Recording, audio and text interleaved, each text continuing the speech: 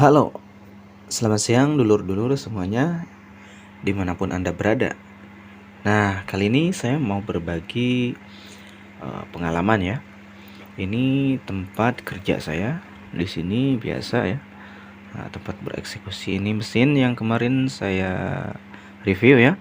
Ini juga ada baterai BMS 12 volt ya.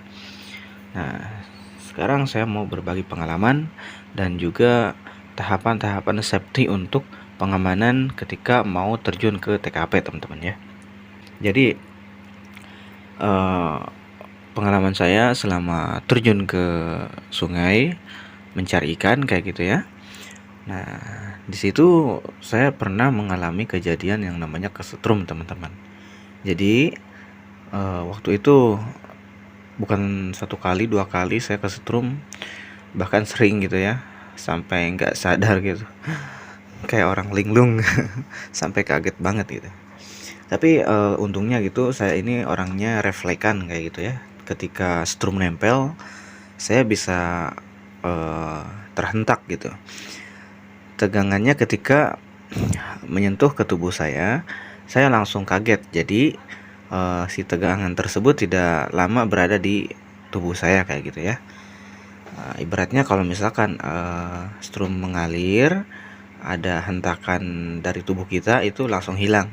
Beda dengan ketika orang yang terdiam gitu ya, itu bahaya banget teman-teman. Jadi bisa mengalami kejadian yang lebih parah dari itu. Nah, makanya kalau misalkan teman-teman tidak apa ya istilahnya, tidak kagetan gitu ya orangnya ya, dipastikan safety yang pertama itu harus bawa temen ya, harus bawa partner ketika turun. Jadi dimana ada kendala kesetrum, ada kejadian kesetrum gitu ya, jadi temen partner tersebut bisa nolong orang yang lagi kesetrumnya teman-teman ya, kayak gitu. Bisa dengan cara dimatikan mesinnya ataupun gimana caranya agar tidak kesetrum lagi ya, bisa dipukul lah atau gimana gitu. Tetapi kita di situ jangan langsung panik ya, santai aja dulu ya, jangan sampai panik. Kalau misalkan panik juga bahaya teman-teman, bisa ikut kesetrum kitanya. Yang seharusnya kita bisa nolongin, malahan kita gagal nolongin kayak gitu. Oke, waktu itu saya kesetrum, saya kaget banget gitu ya, sampai nggak sadar gitu kalau kesetrum. Kejadiannya sering banget, bukan satu kali dua kali. Nah, makanya tegangan strum ikan ini jangan dianggap sepele teman-teman ya. Tegangannya bisa melebihi PLN rumah teman-teman. PLN rumah hanya 220 volt ya, 240 volt, nah kayak gitu.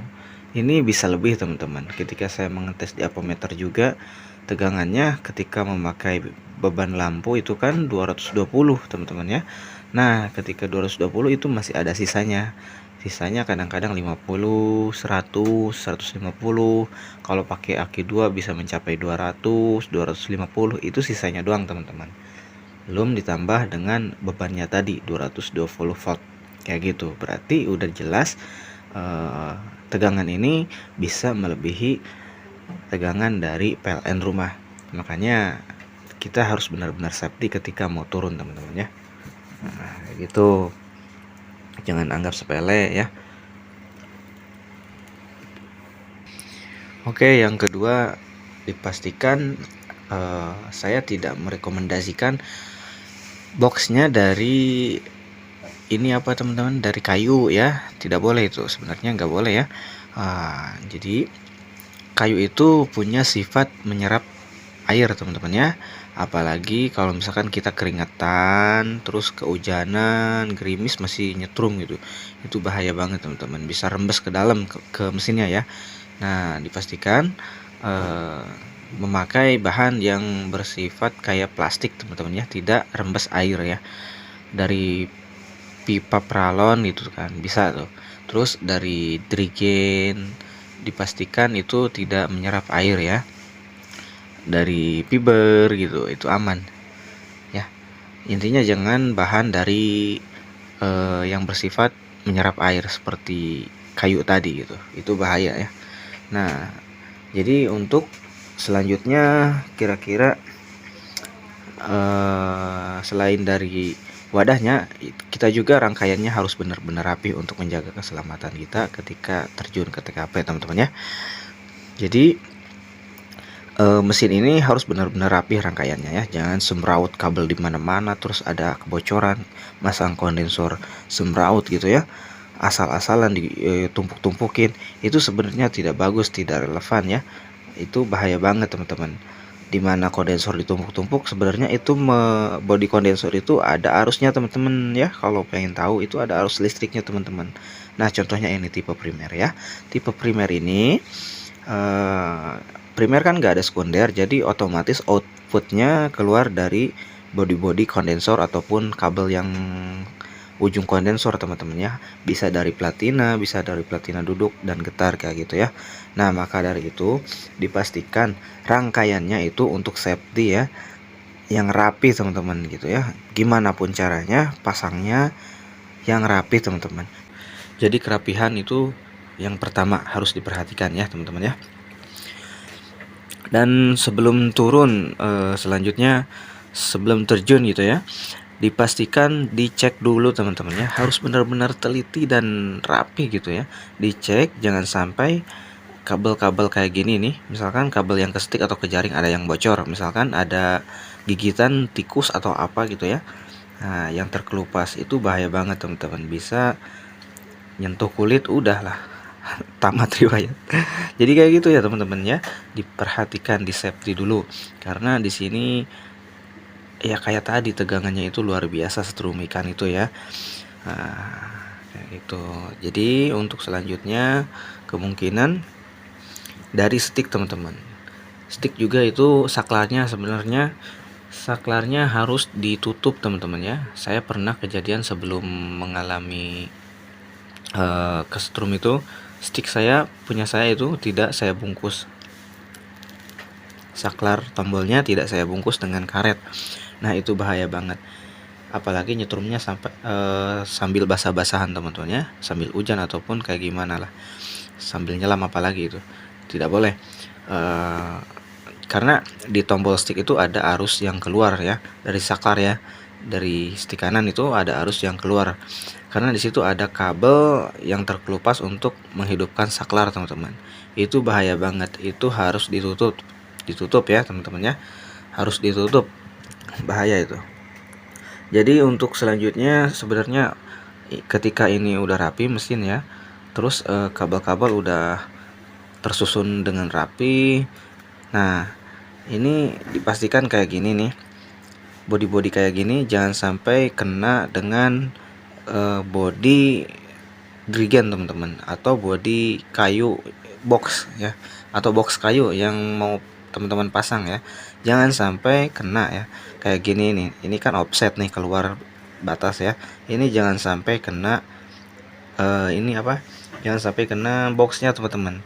Jadi ketika ini box misalkan nih, nah ini harus ada jarak ya teman-teman, jangan sampai dirembetin kayak gini, ini bahaya banget, apalagi di sini posisi di punggung teman-teman ya. Nah ketika misalkan punggung berkeringat, itu bisa arus di sini kena punggung teman-teman, jadi harus benar-benar diperhatikan ya. Kurang lebihnya mohon maaf teman-teman, segini dulu buat safety kali ini. Buat teman-teman jangan sembarangan, jangan anggap sepele strum ikan. Walaupun ke ikan nggak terlalu galak, tetapi sebenarnya kalau misalkan kita sentuh langsung, itu tegangannya luar biasa teman-teman ya. Karena di air itu ada beban teman-teman, apalagi air asin ya.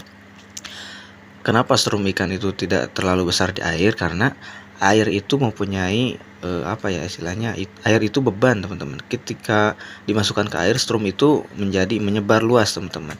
Coba aja kalau misalkan teman-teman langsung pegang bodinya teman-teman ya, langsung pegang ujung stick atau jaringnya, pasti mental teman-teman, sekecil apapun strum itu ya. Jadi jangan anggap sepele strum ikan ini. Saya tidak ambil resiko membuat video ini. Saya mengingatkan buat teman-teman semua, jangan sembarangan. Kalau misalkan ada kejadian apa-apa, jangan salahkan pihak setrum yang membuat tutorial, karena di sini saya membuat tutorial, semuanya video saya bertujuan baik, bukan bertujuan merusak ataupun bertujuan mencelakakan semua orang ya. Ingat itu ya. Di sini saya sudah kasih aba-aba buat teman-teman semua, kasih safety yang baik dan benar gitu ya. Jangan sampai teman-teman salah paham dan juga salah kaprah tentang serum ikan ini ya, apalagi para pemancing gitu ya. Ambillah ikan sebijak mungkin, ambillah ikan sebijak mungkin di sungai, jangan sampai dihabiskan, sisakan buat keturunan kita nanti ya. Ambillah, jangan serakah gitu ya. Ambillah secukupnya, jangan sampai habis teman-teman ya. Tapi menurut saya yang menghabiskan ikan di sungai itu bukan setrum teman-teman. Yang menghabiskan itu adalah yang mengobat teman-teman ya, pakai obatnya, pakai obat kimia, itu yang menghabiskan semua dari anakannya sampai punah. Kalau misalkan pakai setrum aja, kita turun di sungai besar misalkan, kita hanya titik-titik tertentu yang kita setrum gitu ya, hanya titik-titik yang tertentu yang kita setrum, nggak semuanya kena gitu. Apalagi air-air yang dalam, yang 1 meter, 2 meter, 3 meter kayak gitu. Kalau misalkan pakai obat, air kan mengalir semuanya, pakai obat itu kena gitu ya. Jadi semua ikan yang kecil maupun besar itu bakalan mati. Kalau pakai setrum enggak, ikan cuman pingsan aja. Ketika ikan sudah lewat kena setrum, lewat itu hidup lagi teman-teman. Kalau nggak percaya para pemancing seperti di luar sana, silahkan coba setrum ikan ya, kalau nggak percaya. Jadi sebelum menuduh, buat teman-teman semua, dipastikan harus mencoba dulu, jangan sampai salah paham kayak gitu ya. Oke, salam seduluran semua, semoga bermanfaat untuk safety kali ini. Semoga ya hati-hati gitu ya buat teman-teman semua yang mau terjun ke TKP. Dipastikan semua prosedur yang saya bagikan ini ditaati, dipatuhi ya, biar